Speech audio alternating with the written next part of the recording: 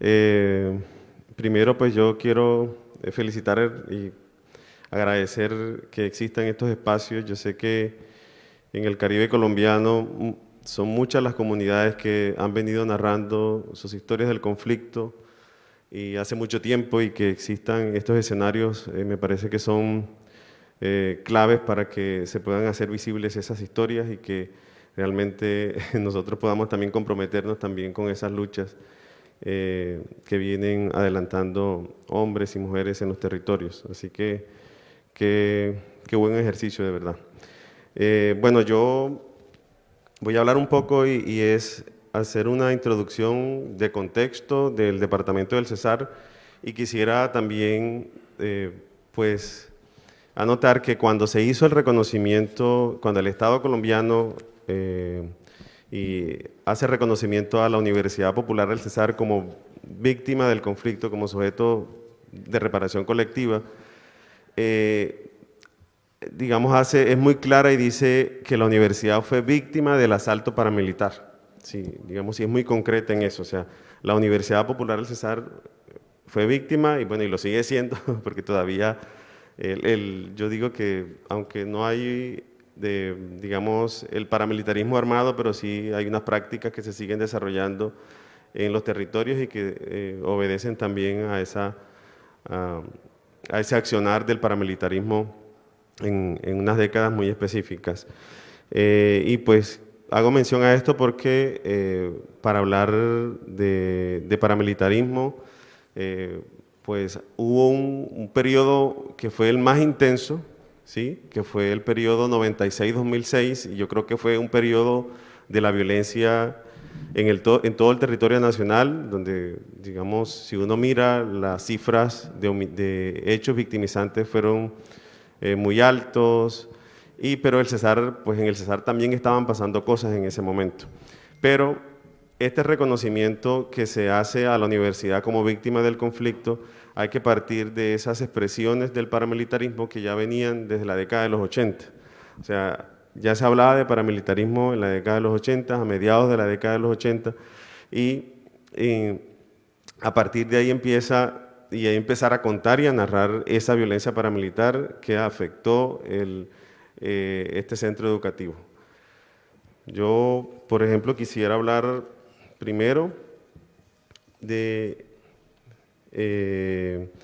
esas primeras expresiones y ejércitos privados. Hablo en el centro del Cesar, nosotros tenemos un límite muy importante con el sur del Magdalena, y es importante también señalar eso. O sea, en ese momento ya grandes gamonales, terratenientes, tenían a su servicio ejércitos privados que ejercían control en los territorios, y en esta zona, en el sur del Magdalena, digamos, donde es la génesis de algunos de estos grupos, de estas expresiones del paramilitarismo. Hablo de los chepes, hablo de los Méndez, hablo de los boteros, que por tener nosotros ese límite importante con esta región, con este departamento, pues también sucedieron, y también el accionar de estas estructuras se dio en el centro del departamento del Cesar. Hablo de Astrea y toda la historia paramilitar de Astrea también, y esa relación con la tenencia de la tierra, y pues aún, digamos,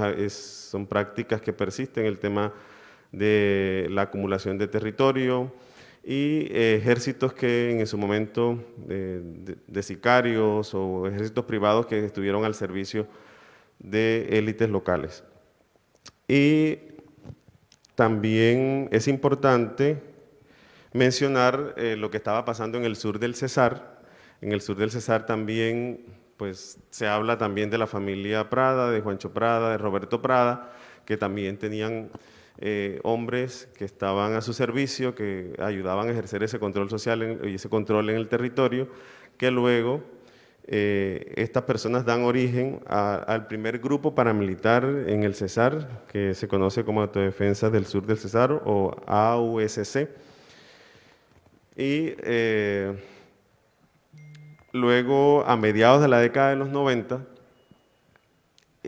hablo específicamente 96, en la zona norte del Cesar, sur de La Guajira, incursiona las autodefensas campesinas de Córdoba y Urabá, un primer grupo de 12 hombres, 15 hombres alrededor, sí, más o menos 12, 15 hombres, y realizaron unas acciones violentas en este territorio como desplazamientos forzados, homicidios selectivos, desaparición forzada, que fueron de alguna forma la carta de presentación del paramilitarismo. ¿Sí? Digamos, ya estas estructuras que llegan en el 96 ya son realmente paramilitares porque primero contaban con el apoyo de las élites locales, había un control territorial y sobre todo que recibieron también toda esa táctica militar de la fuerza pública, hablo de batallones que están ubicados en, no sé, en los diferentes territorios, y eso fue clave para que, digamos, creciera y el afianzamiento del paramilitarismo fuera acelerado. Bien, pasa que en el 98 existe una fusión, la llamamos así, una fusión negociada, digamos, estas primeras estructuras de paramilitarismo regional que eran apoyadas por las élites locales, por ganaderos y terratenientes, se fusionan con el proyecto Bloque Norte AUC y pues ya llega Jorge 40, esta estructura Bloque Norte con sus 13 frentes en todo el Caribe colombiano, hablo de Cesar, Guajira, Magdalena y Atlántico, en el Cesar específicamente en Valledupar. Hay que hacer mención de un frente, el Frente Mártires del Cesar. Este frente contó con dos comandantes muy importantes, y hablo muy importantes porque tenían un reconocimiento de la clase política, de la clase dirigente, de la clase económica del departamento. Hablo de David Hernández Rojas, alias 39, quien fue abatido en octubre del 2004 por hombres del Batallón La Popa. Todavía hay como muchas versiones del asesinato, no sé, porque no está muy claro, hay muchas, pues no es tan clara cómo fue este episodio. Y ese mismo año, en el 2004, David Hernández Rojas, alias 39, es reemplazado por Adolfo Enrique Guevara Cantillo, alias 101, que estuvo hasta el proceso de desmovilización marzo de 2006. Hay que decir que estos dos personajes eran importantes, incluso las decisiones que se tomaban en la Universidad Popular del Cesar tenían que ser concertadas con ellos.